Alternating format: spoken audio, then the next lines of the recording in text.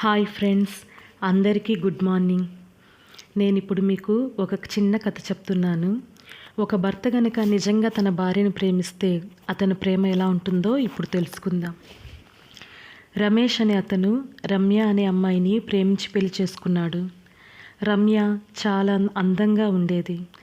వారిద్దరూ చాలా సంతోషంగా జీవిస్తూ ఉండేవాళ్ళు. అనుకోకుండా రమ్యకు ఒకసారి శరీరం మీద అలర్జీలాగా వచ్చింది. అది చర్మ వ్యాధిగా మారింది. అలా మారేసరికి రమ్య చాలా బాధపడుతూ ఉండేది.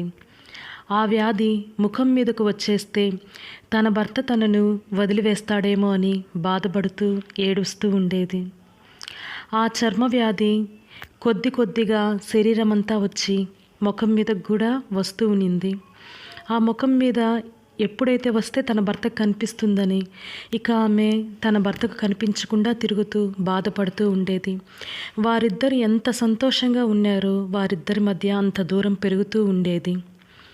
తన భర్త రమేష్ ఒకసారి ఇలా జరుగుతూ ఉండగా తన భర్త రమేష్ ఆఫీస్కు వెళ్తూ ఉన్నప్పుడు కార్ యాక్సిడెంట్ అయింది. కార్ యాక్సిడెంట్ అయినప్పుడు రమేష్కి కంటి చూపు పోయింది. కళ్ళు కనిపించకుండా అయిపోయాయి. అప్పుడు తన భార్య అయిన రమ్య అతన్ని అప్పటి నుంచి చాలా జాగ్రత్తగా చూసుకునేది. రమేష్ వెంటే ఉండేది. వాళ్ళు మొదట్లో ఎంత అయితే అన్యోన్యంగా సంతోషంగా ఉండేవాళ్ళో అదేవిధంగా తనకి కళ్ళు కనిపించకపోయేసరికి ఇంకా తన భర్త తన అందాన్ని గురించి పట్టించుకోడు, కనిపించదనేసి చాలా అందంగా వాళ్ళిద్దరూ జీవిస్తూ ఉన్నారు. చాలా సంతోషంగా ఉన్నారు. అలా ఉండగా హఠాత్తుగా ఒకసారి రమ్య మెట్ల మీద నుంచి కింద పడిపోయింది. మెట్లు దిగుతున్నప్పుడు జారి తన తలకు దెబ్బ తగిలింది. రక్తం చాలా పోయినందువలన తను చనిపోయింది. అప్పుడు రమ్యను చూడడానికి వచ్చిన వాళ్ళంతా రమ్య చనిపోయిన దానికంటే కూడా రమేష్ గురించే ఎక్కువ బాధపడుతూ ఉండేవారు. అయ్యో, ఇతనికి కళ్ళు కనిపించవు కదా, ఇంకా చూసే భార్య కూడా లేదు, ఇంకా రమేష్ ఎలా ఉంటాడో అని చాలా బాధపడుతూ ఉన్నారు.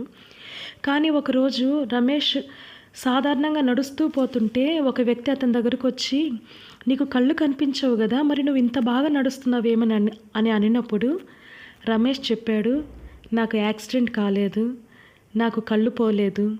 నా భార్యకి చర్మ వ్యాధి వచ్చేసరికి తను బాధపడుతూ నాకు కనిపించకుండా నాకు దూరం అయిపోతున్నప్పుడు నేను తన మీద ప్రేమతో తన్ని పెళ్లి చేసుకున్నాను.